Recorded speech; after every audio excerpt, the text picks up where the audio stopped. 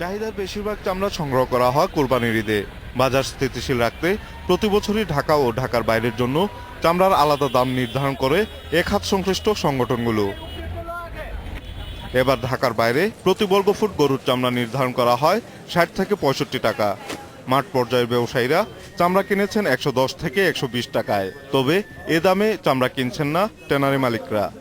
এক সপ্তাহ ধরে পুষতে আসিছে, এখনো কোনো কোম্পানি আয় নাই। কোম্পানি যে দাম দেয় ওই দামে আমরা অর্ধেক টাকা লোকসান হয়ে যায়। ১১৫ টাকা ২০ টাকা আমরা ফুটে মাল কিনছি, কারণ কোম্পানি যে সিন্ডিকেট করিয়া ৮০-৯০ টাকা ৬ ফুট দিত।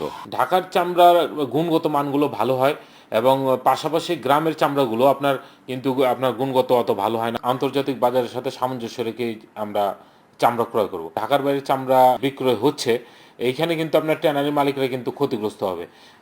এই কারণে আপনার কিন্তু ট্যানারি মালিকরা খুব ধীরগতিতে বুঝে শুনে আপনার চামড়া ক্রয় করছে। এদিকে কোরবানির পর সঠিকভাবে প্রক্রিয়াজাত না করায় নষ্ট হয়েছে প্রায় ৩০০ কোটি টাকার চামড়া। অ্যারাউন্ড 20% চামড়া নষ্ট হয়েছে, যার ভ্যালু ৩০০ কোটি টাকা কাঁচা অবস্থায়। আন্তর্জাতিক বাজারে যে আমরা এন্ড প্রোডাক্ট হিসাবে যদি ধরি, এটা ১,০০০ কোটি টাকা দাঁড়াবে। এবং এই বছর হয়েছে সারা বাংলাদেশের রিপোর্ট যে অবস্থান আছে, অত্যাধিক গরম এবং আপনার গ্রীষ্ম বর্ষার কারণে এটা হয়েছে।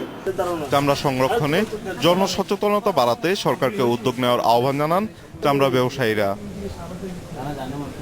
Niladri Maharatna, independent news, Dhaka.